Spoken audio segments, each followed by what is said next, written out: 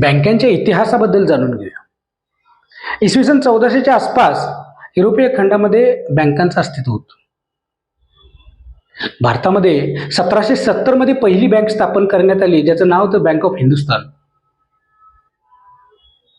बऱ्याच वर्ष सेवा दिल्यानंतर 1832 मध्ये ही बँक बंद पडली.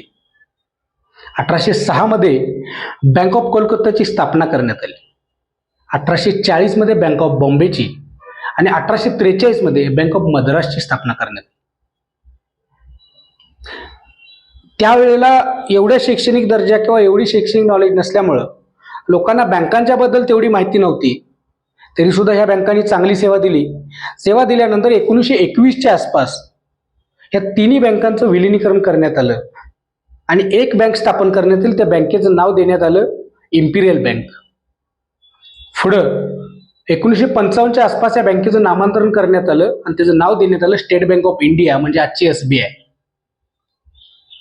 ह्या सर्व बँका होत असताना 1865 साली अलाहाबाद बँकची स्थापना करण्यात आली, सिमला बँकेची स्थापना करण्यात आली.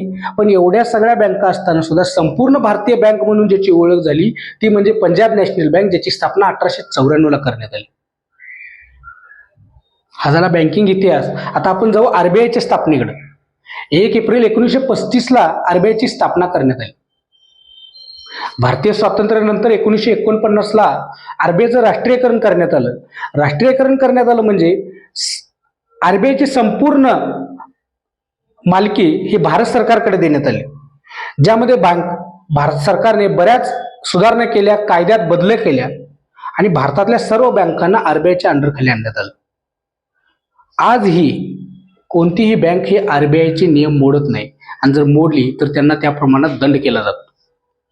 म्हणजेच काय, आर्थिक संस्थांना जागतिक लेवलला शिस्त लावण्याचं काम RBIने केलं. नंतर पुढं काळ सरत गेला तसं 1960च्या आसपास भारतामध्ये बऱ्याच खाजगी बँका आल्या. त्यावेळेला लोकांची शैक्षणिक क्षमताही वाढली होती, लोक बँकेमध्ये जाऊ लागली होती, बँकिंग कळालं होतं, आर्थिक देवाणघेवाण चालू झाली होती. भारतातलं सगळ्यात मोठं खाजगी बँकांचं राष्ट्रीयकरण करण्यात आलं ते 1969 ला. जवळपास 14 खाजगी बँकांचं राष्ट्रीयकरण करण्यात आलं. त्यावेळेला काही नियम घालण्यात आले होते आणि ते नियम असे होते की 25 ते 50 कोटीच्या आसपास ज्या बँकांच्या ठेवी होत्या त्या बँकांचं राष्ट्रीयकरण करण्यात आलं. ह्याच्यानंतर 1990च्या आसपास आणखी 6 बँकांचं राष्ट्रीयकरण करण्यात आलं. त्यावेळेला नियम बदलून ज्या बँकांची ठेवी 200 कोटी असतील त्या बँकांचं राष्ट्रीयकरण करण्यात आलं. RBIच्या वेबसाईटनुसार भारतामध्ये जवळपास 22 खाजगी बँका आहेत आणि त्यांच्या असंख्य शाखा आहेत.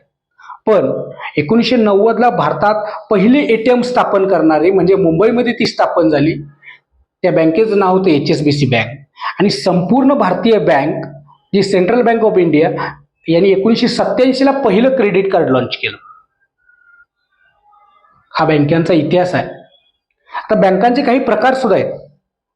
आता पहिला प्रकार येतो तो PSU म्हणजे पब्लिक सेक्टर बँक, ज्यामध्ये SBI, गव्हर्नमेंट बँका, बँक ऑफ इंडिया वगैरे वगैरे आहेत. त्यानंतर येतो तो प्रायव्हेट बँका, HDFC, ICICI वगैरे आहेत. त्यानंतर येतो तिसऱ्या प्रकारचा तो NBFC, नॉन बँकिंग फायनान्स, म्हणजे आदित्य बिर्ला वगैरे. चौथा प्रकार येतो तो स्मॉल फायनान्स, AU स्मॉल असेल, इक्विटास असेल. पाचवा प्रकार येतो जे फक्त गोल्डला लोन देतात, मनप्पुरम गोल्ड लोन वगैरे. सहावा प्रकार येतो तो हाऊसिंग फायनान्स, फक्त घरांना कर्ज देणारी बँक म्हणजे HDFC हाऊसिंग फायनान्स वगैरे. सातवा प्रकार येतो जो मायक्रो फायनान्सना कर्ज देतो. आणि आठवा प्रकार येतो तो कन्झ्युमर ड्युरेबलला लोन देतात, म्हणजे बजाज फिन्सर्व वगैरे. ह्या सर्व बँकांनी भारतातल्या आर्थिक प्रगतीमध्ये एक मोठं योगदान दिलेलं आहे. आर्थिक संकटामध्ये सापडलेल्या प्रत्येक व्यक्तीला आर्थिक सहाय्य करून त्याला उभं करण्यामध्ये यांचा मोठा वाटा आहे. भले त्यांच्याकडून थोडं व्याजही घेतलं, व्याजही कमवलं, पण त्या लोकांना मोठं करण्यामध्ये ह्या बँकांचा हात. ह्या बँकांच्या इतिहासाबद्दल आम्ही जी माहिती सांगितली ती तुम्हाला कशी वाटली ही कमेंटमध्ये नक्कीच सांगा. व्हिडिओ आवडला असेल तर लाईक करा आणि अशा अनेक माहिती जर तुम्हाला ऐकावायच्या असतील तर चॅनलला सबस्क्राईब करा आणि बेल आयकॉन दाबले काय याची खात्री करून घ्या. धन्यवाद.